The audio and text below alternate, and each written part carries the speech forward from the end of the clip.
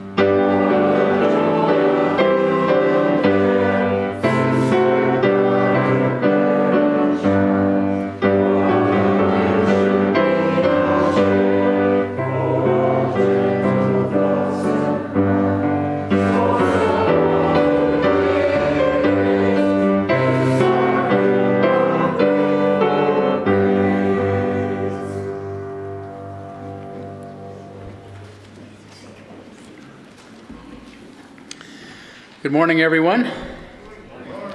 Welcome to the Unitarian Universalist Church of Spokane, where we join together to create a nourishing, liberal religious home and to champion justice, diversity, and environmental stewardship in our wider world. Or as we like to say, in short, to create community, find meaning, and live justly. Oh, I love the disharmony.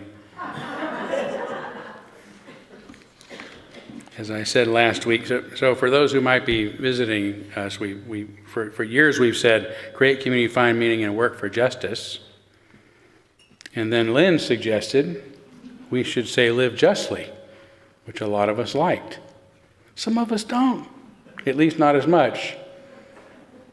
So we thought, well, we could go to war over this, figure out who's right or who's wrong, or just let you say what you want. That's much more Unitarian, right? So eventually I won't explain this. We'll just do it. But I love that disharmony of voices. That's so what we're about, so what I'm about. Anyway, welcome to all of you. Whether you're joining us for the first time this morning or among our regular members, you're equally as welcome, equally as appreciated. This includes those of you who are in the room with us, of course, as well as the many of you who are staying home in the cold or joining us from a distance via our live stream this morning. It's great to have all of you here with us as well. So welcome to one and all. We begin by embracing all that you bring with you, all of your uniqueness, your unique beliefs, your background, your lifestyle, your experiences, your differences. All that helps make you who you are is welcome here this morning. How are you guys? Good. Did you have a good New Year? I'm talking to the kids behind you. I'm not singling you out, Jan, I promise. You had a good New Year? Yeah, did you stay up and watch fireworks? You did? Oh, you did better than I did. Great. Well, good to have everyone. Let's see, I think do we have the usher slide up there, Todd, that we can show? So I did want to make this one announcement this morning, that if you've enjoyed being greeted by somebody when you come in to the church, to a friendly face who's helpful and gives you an order of service and that sort of thing, you might be interested in joining our usher team. and being part of the reason that so many people start their time off with us with big smiles on their faces. And if you are interested, you can see Tom Mosier back there, the leader of our usher team at this point in history. There he is, waving his arms, and let him know that you might be interested. So thank you in advance, and Tom, thanks to you and the rest of the usher team for all that you do. Now, our Unity candle is alit again. Seems like it's been alit a lot more than not as of late, which is sad. This is something we include in our service when we've lost one of our members during the week. And this past week we've lost two wonderful people. One is Steve Parker. I don't know how many of you might have known Steve. He hasn't been as regularly attending since COVID, like a lot of folks, but he has been here. Wasn't here too long ago, but Steve died rather quickly due to an undiagnosed cancer on New Year's Eve. So wonderful guy. If you didn't know him at church, you probably knew him if you were out at a progressive rally or a demonstration or a march, because Steve was always there trying to make our community a little bit better for everyone. And also, church member Tanya Workmaster also passed away after a very, very brief struggle with cancer herself, or at least a very short time having known she had cancer. Tanya was a wonderful lady. I think everybody appreciated her most for her warmth and kindness when they were around her. She and Kurt moved here from the South just a few years ago and became part of our church, and just really very kind people. And Kurt is now dealing with, he was diagnosed at the same time with a pancreatic cancer. So really shocking to them and to their two sons, and they're going through an awful lot. And Tanya will be extremely missed. One of those tragic situations where we lose someone who was too young and too beautiful, and we're going to keep this candle lit throughout our service in honor of Steve and Tanya's life and the light that they've given to this community and the light that they brought to the world.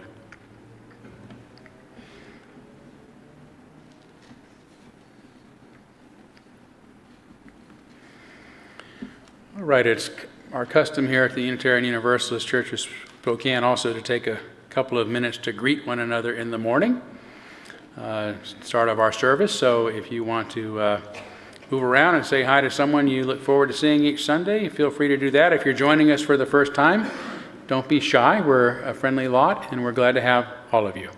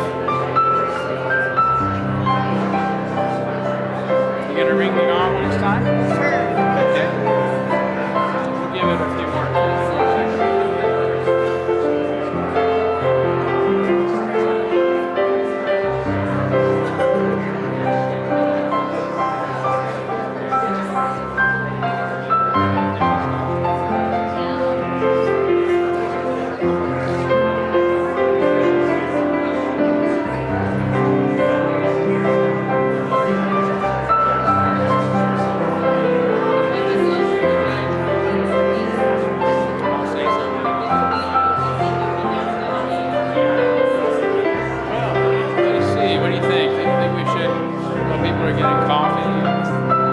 They're really wanting, they don't want to do the service today. They just want to hang out. You let them? Yes. Just want to get on what we do. Oh, a little. Now, you don't have to bang it, but a little louder, so just let it drop a little faster. It's kind of like.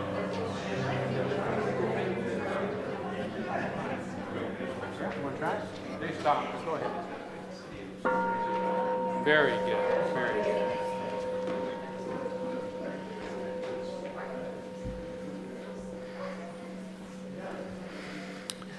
Okay, and there'll be more opportunity to visit with one another following our service during social hour.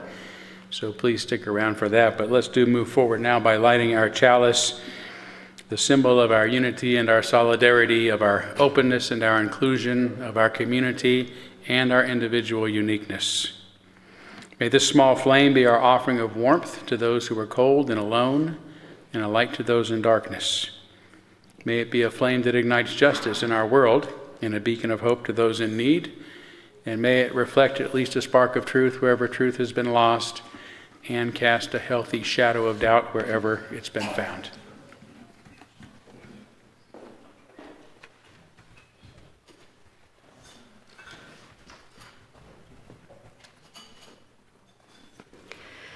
Our opening reflection this morning is from astrophysicist Katie Mack's book titled The End of Everything, Astrophysically Speaking.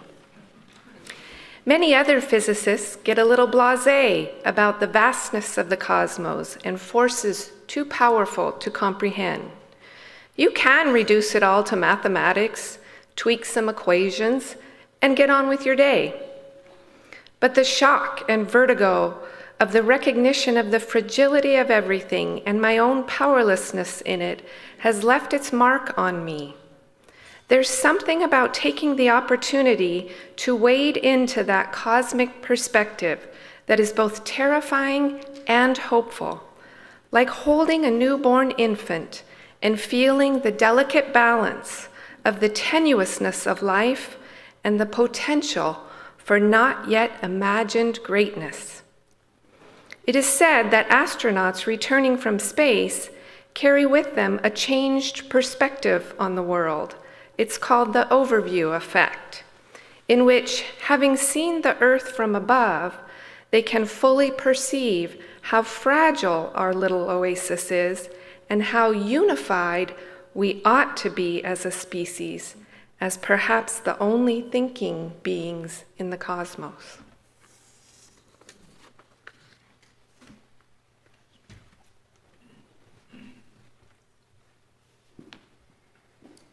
Please stand. Join us for number 317.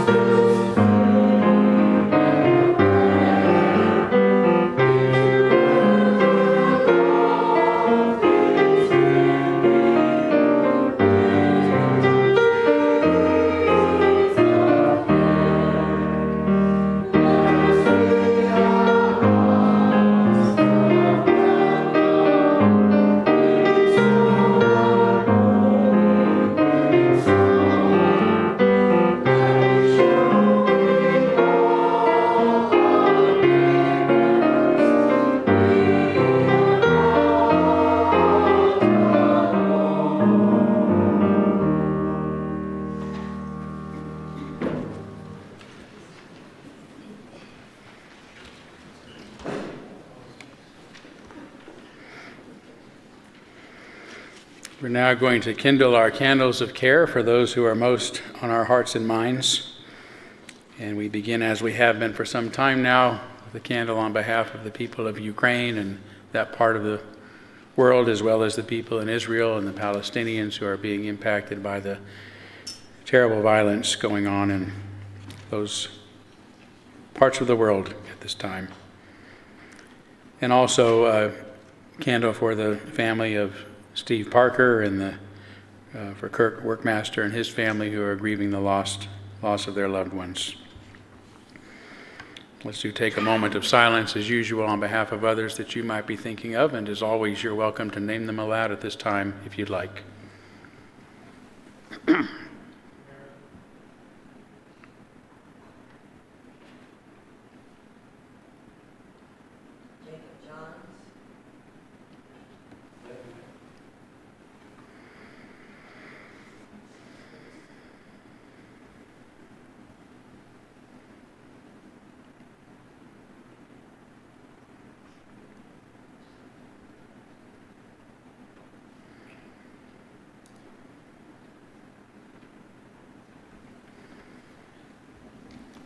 Those named aloud and those embraced in our silence and all those who are suffering in our world at this hour, we hold in our community with compassion.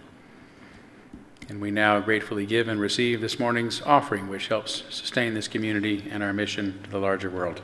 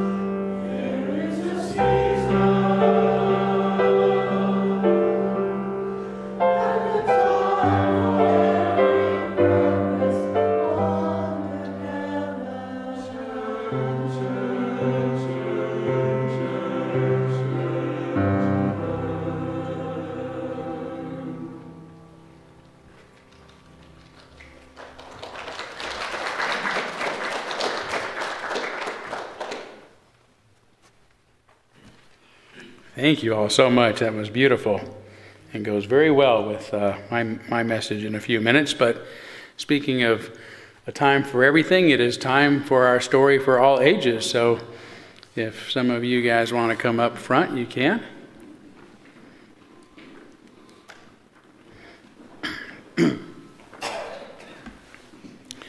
All right. I brought a very special guest with me today. Well, hello, boys and girls.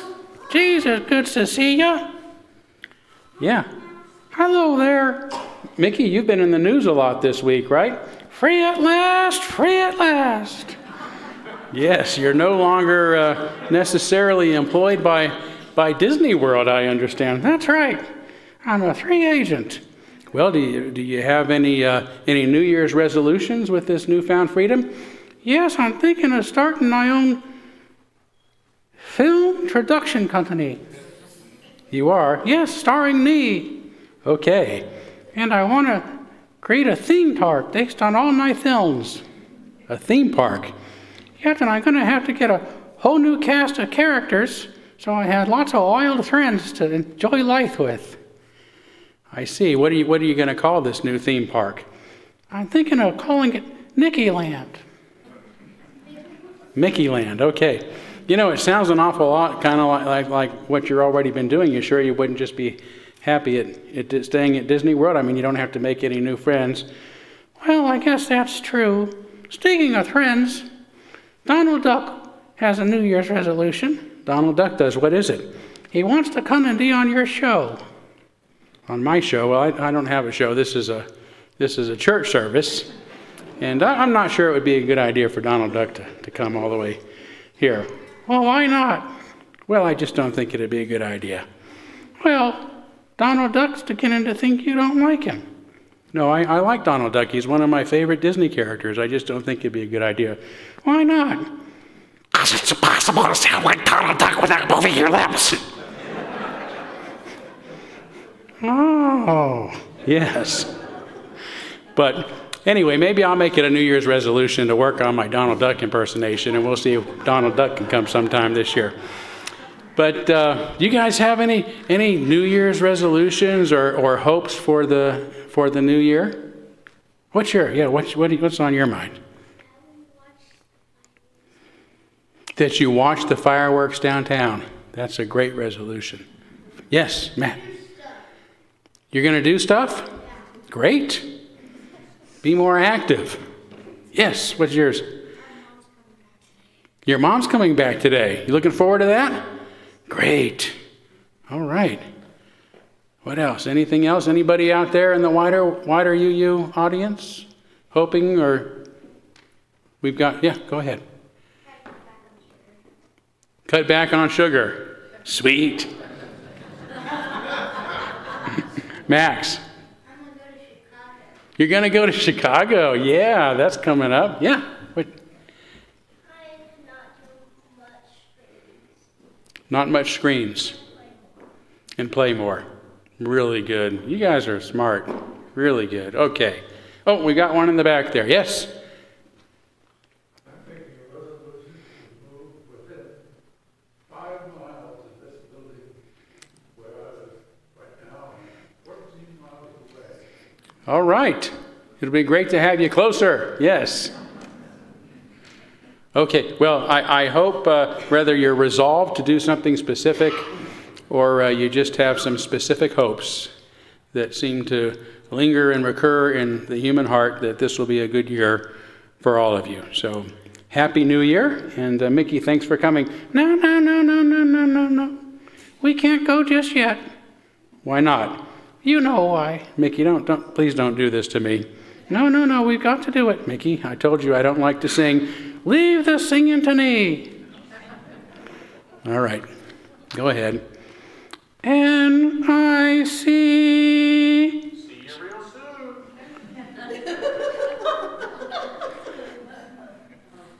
I think Goofy is in the audience somewhere.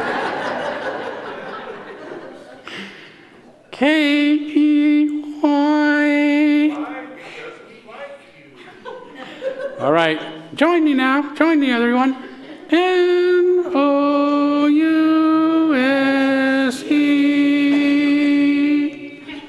Thank you, Mickey. You're welcome back anytime.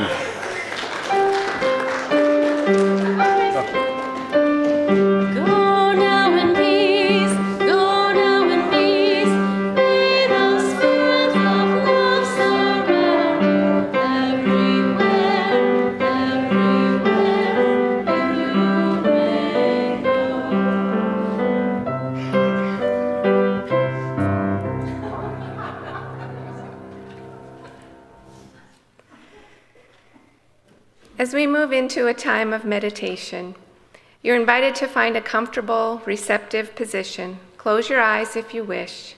Take a few deeper breaths and reflect on this quote by physicist, cosmologist, and author Stephen Hawking. Remember to look up at the stars and not down at your feet. Try to make sense of what you see and wonder what makes the universe exist. Be curious, and however difficult life may seem, there is always something you can do and succeed at. It matters that you don't just give up.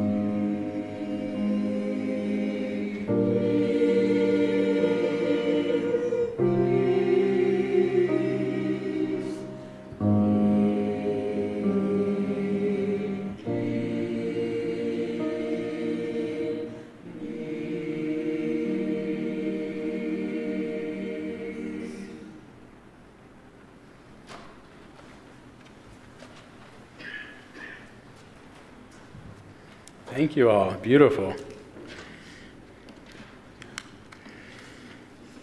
Except I'm now entirely too relaxed to give a sermon.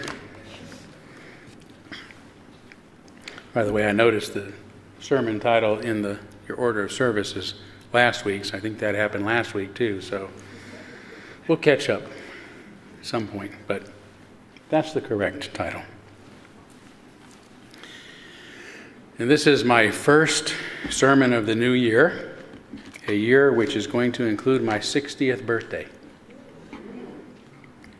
It's given me pause to consider some of the major changes since my birth in 1964. The world is so different today that it often seems that I'm living in a whole new world. If things were the same today as they were in 1964, for example, my life would be almost over. The average life expectancy for the American male back then was just under 67 years. That would mean I'd have another 5 years before retirement and a couple of bonus years to start planning my own funeral. Today, the average life expectancy in the U.S. is 79 years, with more people than ever living active and healthy well into their 80s and 90s. Now, when I was a kid, I met only one 90-year-old during my whole childhood, my great-grandmother, who was bedridden in a nursing home at the time, and that was the situation for most who lived that long, few as they were. Today, I know several people in their 90s who remain independent, a few of whom still like to ski down Mount Spokane when there's snow on it. That so many are living longer is now the major factor contributing to population growth. In 1964, the global population was just over 3.2 billion, which included over 190 million in the US and another 19 million in Canada for our Canadian friends who are watching. Today, there are 39 million in Canada and 336 million in the US, and of course 8.1 billion in the entire world. The human population explosion is one of the major changes that has occurred in my lifetime, and it's a concerning one because it's stressed our societies, our resources, and even worse, it has altered the molecular composition of our atmosphere and our entire planet. Carbon is extremely good at bonding with other kinds of atoms. It is the glue that holds us together in all life forms and gives us form. When we die and decay, those bonds break and they're released into the atmosphere, or preferably sequestered back in the ground. Burning or unburied carbon-based structures release their atoms upward, where they become free to make new bonds, including with photons trapping the light of the sun along with its heat in the atmosphere. Hence, the more carbon in the atmosphere, the hotter it gets, and the hotter it gets, the more changes in our climate and the more severe weather becomes. And 2023 was the hottest year on record. And 2024 is already shaping up to be even worse. According to the National Oceanic and Atmospheric Administration, the 10 hottest years on record have all occurred since 2010, including each of the past 9 years. So it's getting hotter more quickly. Although science has known and been warning us about global warming since before I was born, it has only been within about the past 3 decades that the reality has become so obvious that nobody but the most shameless gaslighters can deny it. But since I was born, we've altered the molecular nature of the world in other ways too. Most of the carbon-based life forms on Earth today are those that suit our human likes and purposes. Historian Yuval Harari says that the combined weight of today's large wild animals, from porcupines to penguins and elephants and whales, is less than 1 million tons compared to all us humans weighing in at 300 million tons. There are less than 250,000 chimpanzees left, our closest primate cousin. Less than 250,000 chimpanzees, yet there are 21 billion cows, pigs, chickens, and sheep, the animals that we like to eat. There are only 200,000 wolves compared to our 400 million dogs. The same can be said for the number of big cats like lions and leopards and jaguars compared to our house cats. Think about 250 million of those. And the molecular predominance of the animals we prefer isn't the end of it. MIT physicist Max Tegmark says that the matter in our machines, roads, buildings, and other engineering projects appears on track to soon overtake all living matter on Earth. There are only 0.5 billion tons of cows and only 0.4 billion tons of humans compared to 2 billion tons of cars, 15 billion tons of asphalt, 20 billion tons of steel, and 100 billion tons of concrete on the planet today. Because these things are fundamentally made of hydrogen, nitrogen, sulfur, oxygen, silicate, calcium, iron, and of course carbon, their dominance and distribution has shifted a lot since I was born in 1964, meaning that the molecular makeup of today's world is far different than it was then. It is, on a molecular level, very much a whole new world.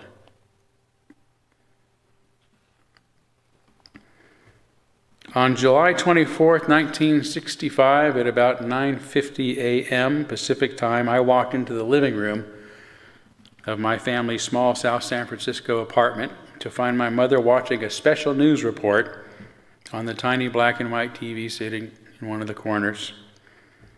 "What's going on?" I asked. "They're coming back from the moon," she casually said. So casually it seemed to me as if this must have been a routine occurrence.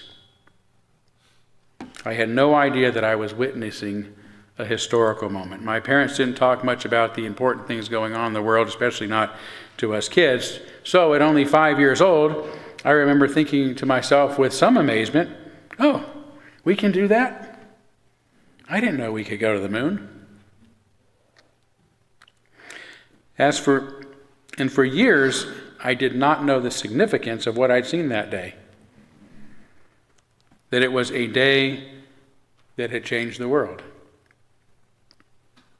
But I can still see the grayscale images of the space capsule landing in the ocean and its crew being rescued by frogmen jumping out of a helicopter. Until recently, progress in the space program was slow going, and there had been nothing happen more impressive than the first moon landing.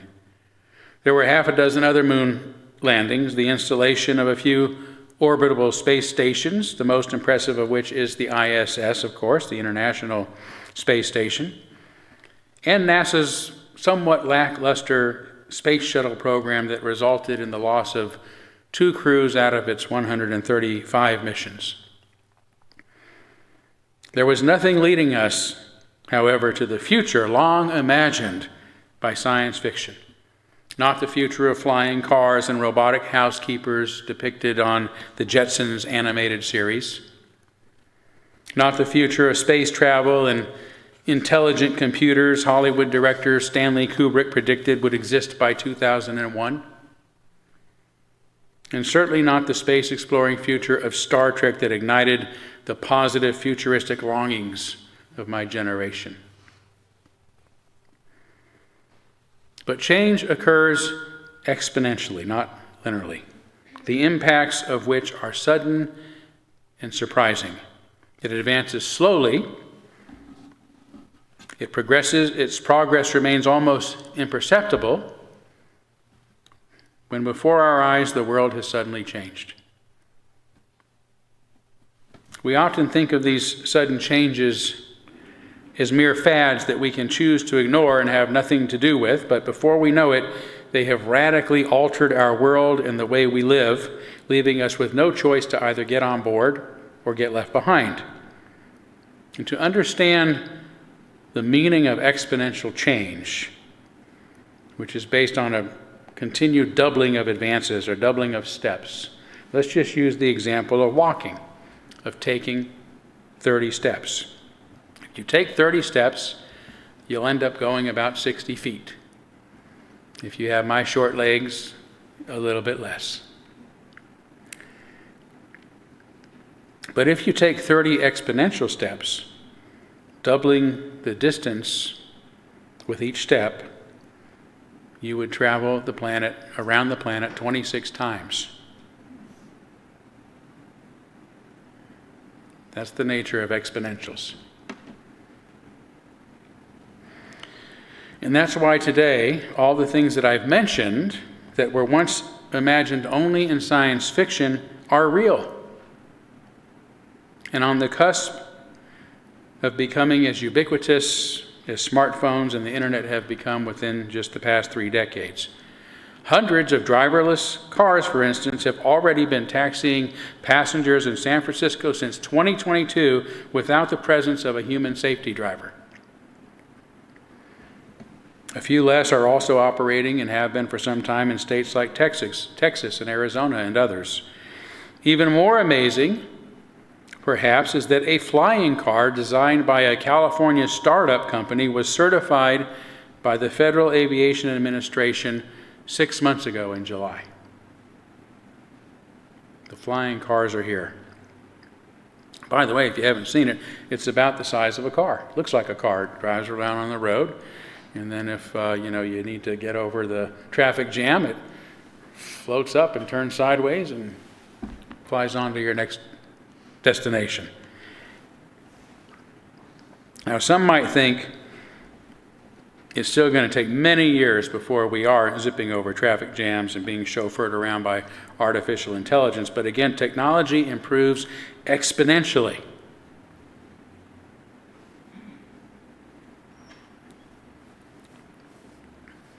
And before we know it, we're hardly going to remember what it was like to drive our own vehicles or to be stuck in traffic jams. And when I attended Singularity University in 2018, which is a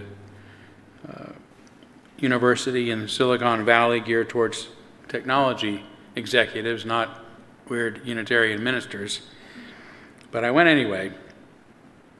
I saw on the first day a very memorable comparison of 2 photographs. The first was a photograph on a busy intersection in New York City in 1908, the year the Model T Ford came out. And it was crammed with horses and horse-drawn carriages and a couple of Model Ts in the picture. Novelties. A second photo was taken in that same intersection less than a decade later and was just the opposite. The intersection was jammed with cars and only a couple of horses. That's how fast things change, and today things are changing faster than ever. All you have to think about again is computers, personal computers, the internet, cell phones, smartphones, tablets, it goes on and on. I was fortunate to have been born 9 years after the polio vaccine was discovered, thank goodness, and only 3 years before its oral version was available. My generation was spared the terrible impacts of that crippling disease, just as millions before me were spared from other diseases thanks to the discovery of vaccine science, also a relatively short time ago. When I came along, corded phones were also ubiquitous. Although the monthly bill associated with them could be a lot for an average working class family, and no one could afford to make many long distance calls, including to someone living only the next county over. It was costly to have a phone and costly to use them.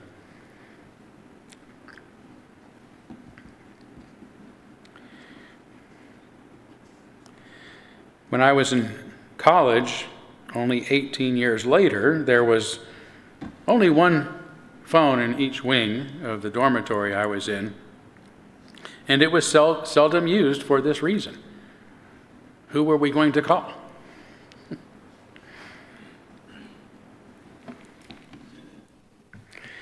At the time, I knew of only one student in the university who had a computer, which was more a novelty than of any practical use. And even he didn't know how to use it. But by the time I graduated and entered the workforce, computers were everywhere, even without the internet, which again changed everything within less than another decade. In another decade, and cell phones would change the world, then smartphones. And now AI is here, which may be as revolutionary, some say, as was the discovery of fire. Not the discovery of the wheel, but the discovery of fire. During his presentation at SU, Pascal Fenet, the university's chair for entrepreneurship and open innovation at the time, said that if we could somehow bring someone like Jane Austen, who was born about 200 years ago, into the modern age, she'd probably go crazy because of the changes. Phones, cars, computers, Kindle, the internet, airplanes. But if you brought someone like Mona Lisa, born 200 years before Jane Austen, into Austen's time, she'd probably fit right in because not much had changed. In fact, Fenet says it would take someone born 13,000 years BC to have the same mind-blowing experience in Austen's world as Austen would have in ours. Again, exponential change, right? It's how the universe has changed too, right? We had 13.7 billion years ago, 10 billion years in, the Earth is formed. A billion years, single cells. Those cells become complicated, and within just a few 100,000 years, we have multi-celled organisms. Within a fewer years, we have organisms with structure, and within just a couple of 100,000 years, we have mammals that are going to the moon and building the internet. Right? That's the exponential nature of evolution. And as it evolves, it becomes more complex. So it absorbs. More things become one. They unify. That's why you have so many technologies on one device now, as an example. And the difference between early cells is some were simple and some were complicated because they began to be composed of newer parts. Anyway, I'll leave that. But technology does the same thing. It complexifies, it combines.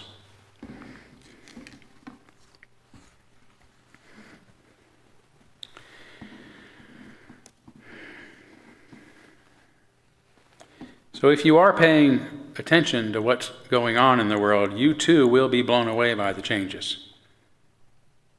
The most mind-blowing change for me is that I can now have an intelligent and often helpful conversation with AI.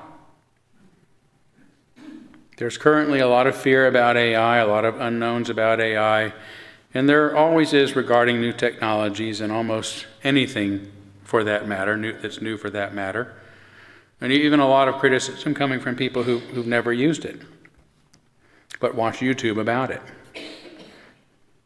So if you're conducting, I should say artificial intelligence is not self-aware, at least not yet, and it sometimes invents false facts, which they're calling hallucinations.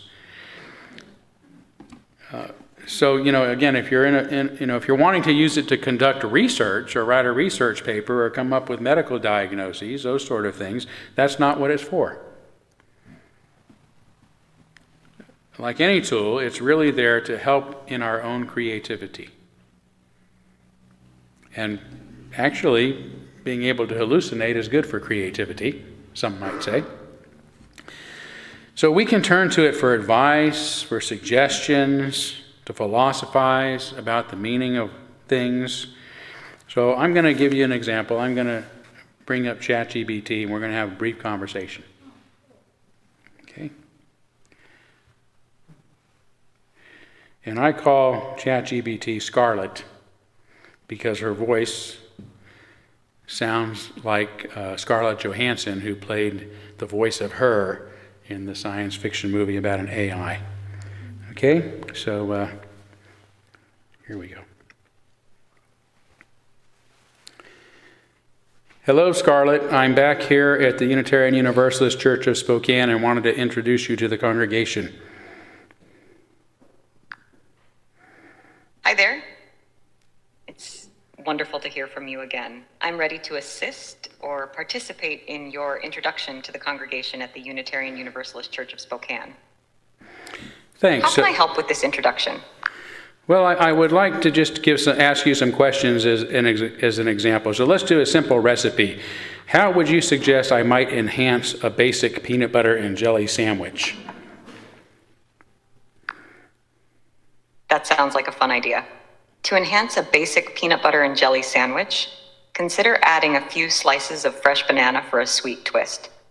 You could also try a sprinkle of cinnamon or a drizzle of honey for extra flavor. Grilling the sandwich like a grilled cheese can add a delightful crunch and warmth too. What do you think of these suggestions? Those are great suggestions. Now I want to ask you something a little deeper. So your algorithm contains a wealth of human information, and most of your answers are therefore human answers. So what would you say about New Year's resolutions? How would you summarize the hopes of most people in the world at this time?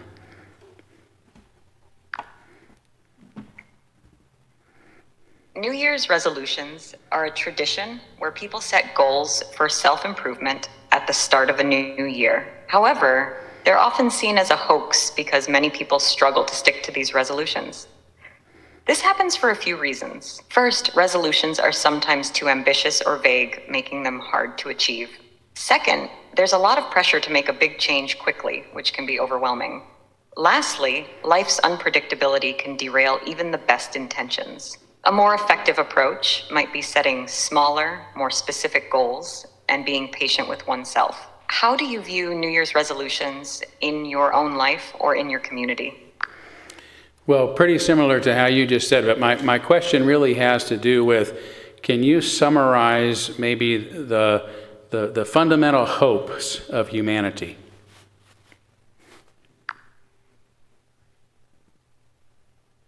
The fundamental hopes of humanity often revolve around a few key desires. Firstly, there's the hope for peace, a universal desire for harmony and the absence of conflict. Secondly, people often seek happiness and fulfillment, whether through personal achievements, relationships, or spiritual growth. There's also a strong hope for health and well-being, not just individually, but for loved ones and communities.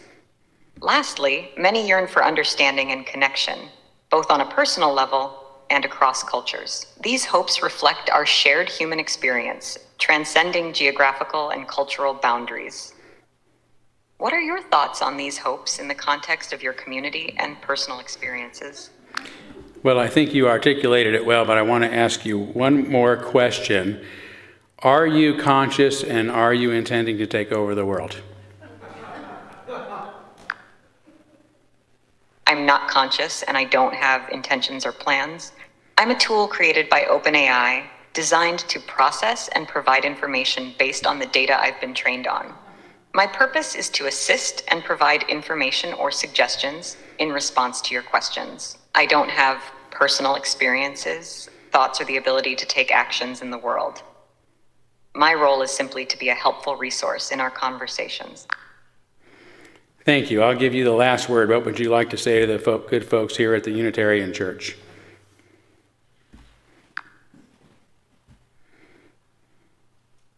To the wonderful congregation at the Unitarian Universalist Church of Spokane, I wish you all a journey filled with compassion, understanding, and growth. May your community continue to be a beacon of inclusivity, kindness, and a place where diverse ideas and beliefs are celebrated. Keep inspiring and supporting each other in your individual and collective journeys. Peace and joy to you all. Thank you. You're welcome. So I didn't ask her to give me any concrete answers, but very useful in sort of creative processing.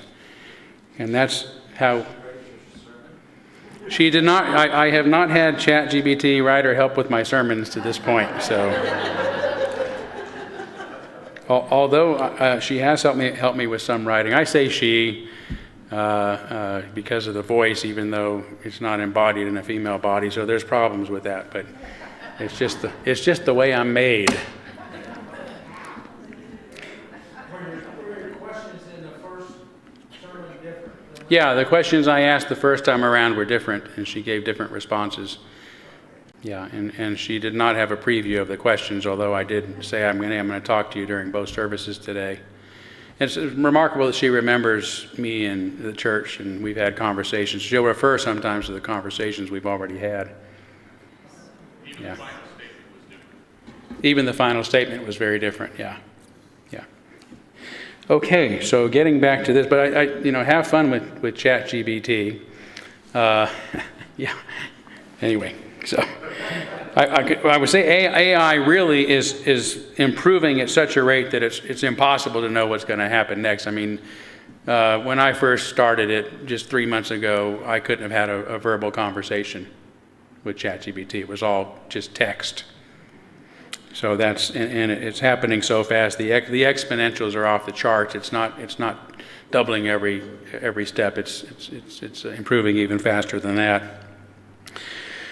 Most recently, it has learned to interpret and respond to visual images as well as it does language, which allows it to interact intelligently with the world. This means intelligent machines are really here, including humanoid robots that we can interact with, and will be able to help free up some of our time by taking on some of our routine stuff.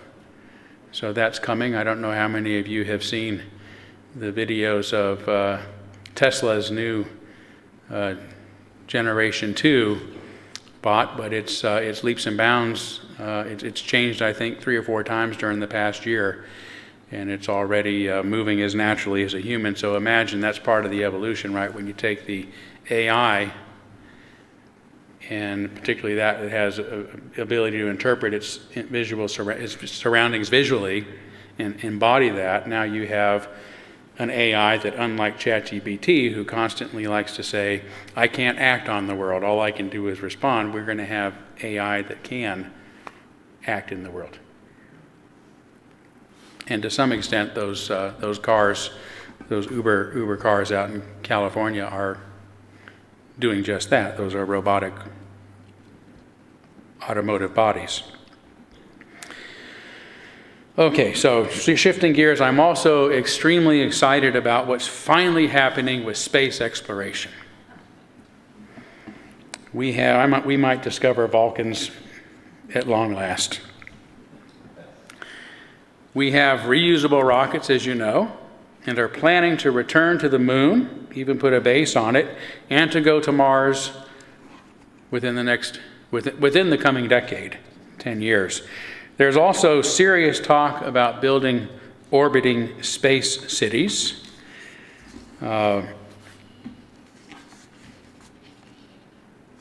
Before long, we may very well be vacationing in space, on the moon, and eventually maybe even take trips to other planets.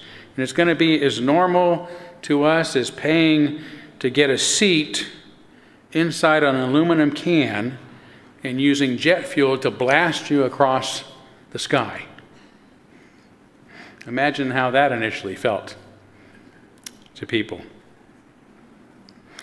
By the way, this has been Jeff Bezos' dream since he was a child. He very accidentally became a billionaire. He wanted to be a spaceman, but he couldn't get the physics. So he got a degree in computer science. But he wrote a paper as a teenager on this very real type of space city that's a narrow sort of funnel towards the sun, orbits the sun, and widens in the back and creates artificial gravity. It was invented by someone, I think, back in the early 1900s. And he won a trip to NASA because of that paper. And this has been his dream his whole life, to create these space cities. And that's what he's working on. That's his end game. So when I say this stuff is happening, it's in the process of happening. Blue Origin is a step in that process. So there are also a couple of other major changes I want to mention that have occurred in my lifetime. Firstly, the human population explosion, which I mentioned earlier, is ending. Almost, thank goodness. The only reason it continues to increase at all is because those of us living longer are outpacing the number of kids being born.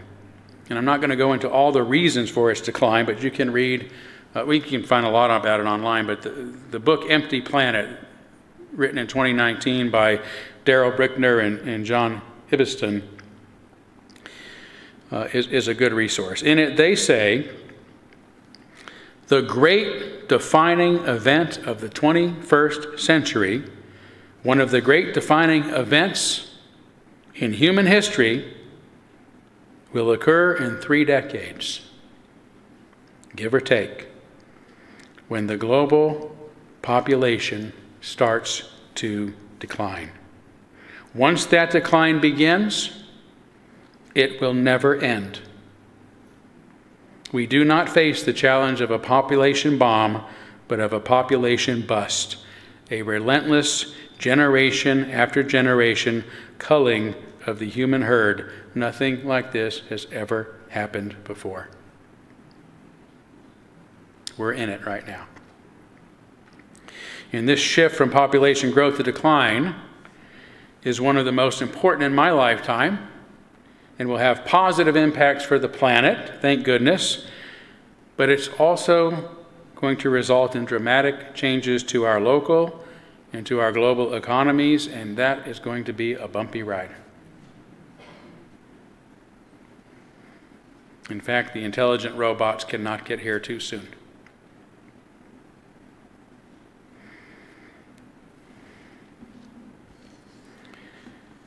The other major change that I've seen is the emerging global community, largely because of communication technologies that have enabled us to better interact across great distances, to build relationships across great distances.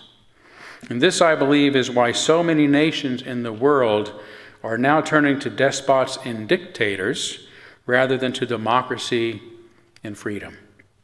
Because nothing yet has emerged to replace our more familiar and comfortable nationalistic identities. Right, 8 years ago, too many people voted to make America great again than to make the world great together.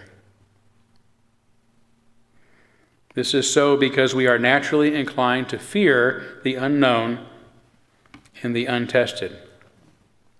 We fear entering into a whole new world, even though the world around us is always changing. When we're afraid, what do we want to do? We want to gain control of outcomes.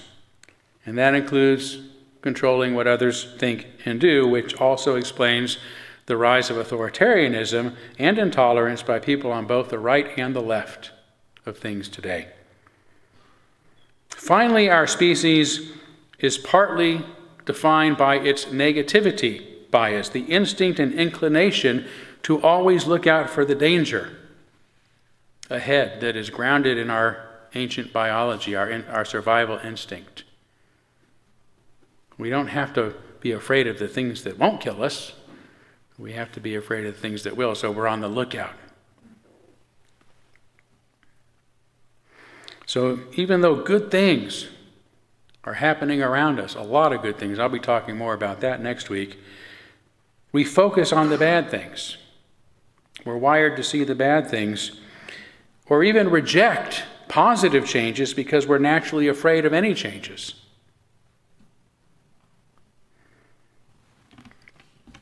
During his introduction to Singularity University, facilitator Jeffrey Rogers said, "Another important thing about the future, tomorrow will not be like today, and each tomorrow will become more radically different than the tomorrow before it."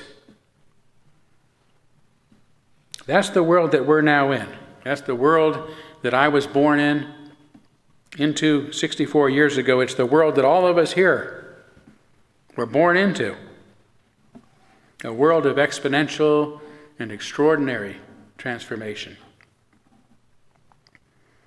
Alan Watts once said, "The only way to make sense out of change is to plunge into it, move with it, and join the dance." And this is how I've tried to live my life, even in the face of adversity and uncertainty and change, as a free-form kind of dance that requires me to move with the groove, to go with the flow. And it is this attitude that has allowed me to remain a relatively happy and positive person who's excited about life and excited about the future. I'm enthusiastic about the future, my future, the future of our planet, the future of our species, and the future of whatever comes after our species.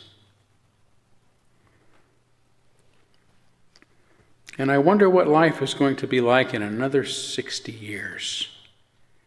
And who knows, with all the changes in medicine and longevity science, I might be here to find out. I hope so.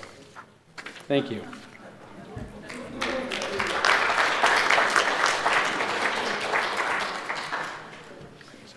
Thank you so much, Todd. Please stand for our last hymn, Touch the Earth, Reach the Sky.